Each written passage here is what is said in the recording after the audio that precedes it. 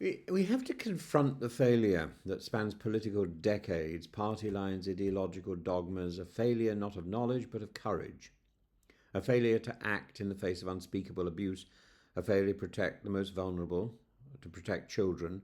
And the Casey report, the new national inquiry, and the recent remarks in the Commons make plain what survivors and journalists have known for years, that organised gangs, many of them made up of men of Pakistani heritage, operated in plain sight, aided not just by social blindness but by institutional complicity. And yet some of the very politicians now grandstanding were once in a position to act and didn't. Kemi Badenoch was among them. And when Kemi Badenoch rose in the Commons today, she was angry. Her voice thundered across the chamber, accusing Labour of having voted 3 times against a national inquiry. And she was right to be angry, except we must ask, where was the fury when she held office? When she sat at the cabinet table and had a chance to push for real action, not sound bites. Because here is the brutal truth: both Labour and Conservative governments, as well as local authorities of all political stripes, have failed repeatedly. They looked the other way. They prioritised reputational risk over the physical safety of children. They feared accusations of racism more than they feared the abuse of young girls. Baroness Casey's review doesn't hold back. She describes deliberate and sustained reluctance to record or punish ethnic data on perpetrators, or to publish ethnic data on perpetrators, and not ignorance, but willful evasion.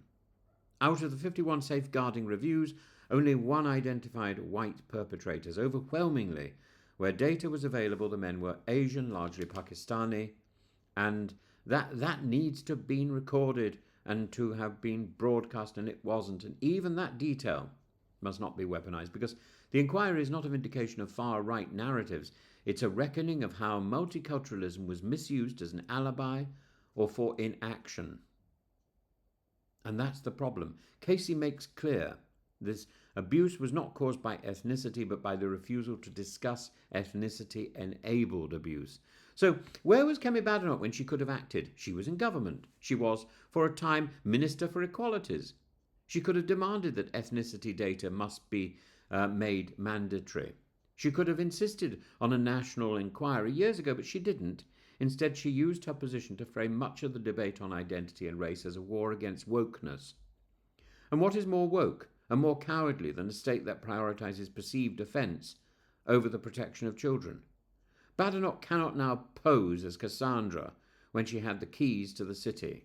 Fury in opposition is easy. Responsibility and power is what counts. And she had power. It's not just politicians.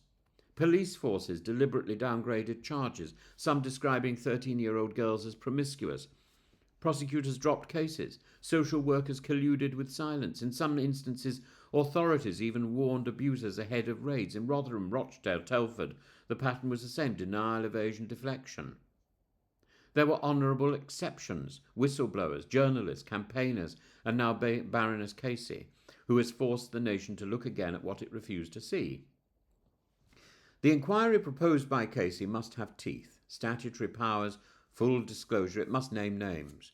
And critically, those who were complicit must face not just shame but sanction, prosecution where appropriate, pensions stripped where possible, honours rescinded. The state owes this not only to the victims but to the idea of justice itself.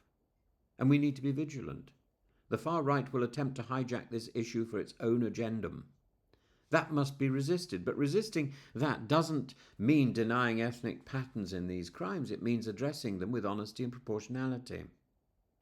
I am so tired of this team-like approach to these big issues. The idea that if you're not on this team, then you're on that team.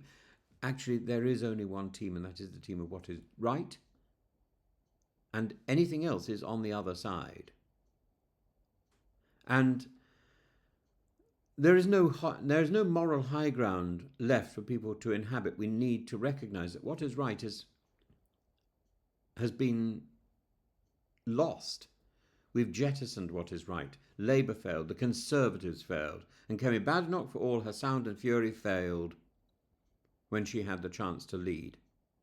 And if we're to begin to repair the trust broken over decades, we must stop asking how this was allowed to happen and start asking why those in power chose not to stop it. Justice delayed, in this case, has been justice denied, but justice, however late, must still be done.